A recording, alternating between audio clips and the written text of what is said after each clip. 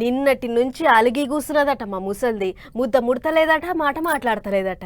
ఏమైందో చెప్పే తల్లి అని ఇంటోళ్ళంతా గద పట్టుకొని అడిగినా కూడా నోరు తెరిచి మాట్లాడతలేదు.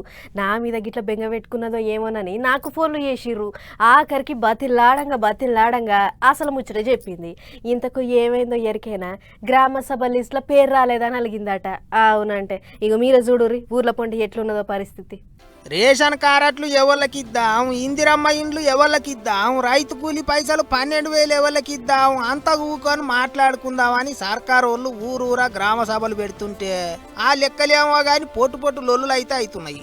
లిస్టుల పేరు రాలేదని అలుగు ఎలుగుల పడతాండ్రు చాలా మంది పబ్లిక్. ఏమిట్లకేం లేని వాళ్ళ మాకెట్ల రావు చెప్పుర్రి పథకాలని కొంతమంది అయితే కొట్లాటకే దిగుతాండ్రు.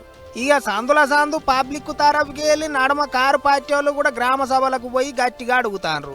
పబ్లిక్ అందరికి ఇయ్యాలే, అట్లయితే ఎట్లయితుందని అడుగుతుండేటాలకు అటు దిక్కు చెయ్యి పార్టీ వాళ్ళు గయ్యనలు ఎత్తాండ్రు. ఏడవో 2 దిక్కులకు పంచాదులు అవుతున్నాయి. ఇక హుజురాబాద్ ఎమ్మెల్యే కౌశిక్ రెడ్డి కమలాపూర్లో గ్రామ సభ పెడితే పోయిండు.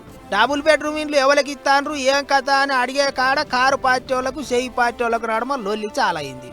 2 దిక్కులోళ్ళు ఊయి అనుకున్నారు. పోలీసు వాళ్ళు ఏటోళ్ళనట ఆగబట్టిండ్రు.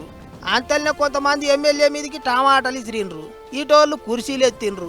ఓ గిట్ల బొబ్బ అయింది. కోడిగుడ్లు చెప్పులు కూడా ఇసురుకున్నారు. పథకాల ముచ్చట్లేమో గాని గిట్ల లొల్లులతోనే సరిపోతున్నది కదా అనుకుంటారు పబ్లిక్. ఇక ములుగు జిల్లా బుట్టాయిగూడెంలో ఇందిరమ్మ ఇల్లు రాలేదని మందు తాగిండో మనిషి ఎమ్మటే దావకానికేసుకొని పోయిండ్రు. ఇందిరమ్మ ఇల్లు రాలేదని దుబ్బాకల మామిళ్ళ రాజా అనేట ఆయన సెల్లు టవర్ ఎక్కిండు. ఆగమాగం ఆఫీసర్లు ఉరికిపోయి ఇల్లు వచ్చేటట్టు చేస్తామని బతిలాడి కిందికి దించిండ్రు. సర్కారోళ్ళు పథకాలు ఎగురబెడదామని గ్రామ సభలు పెడితే గిట్ల లొల్లులతోని ఇచ్చుకపోతున్నాయి మీటింగులు. మరి ఇక ఎట్టయితుందో ఏం చేస్తారో ఏమో చూసుకుంటూ పోవాలి.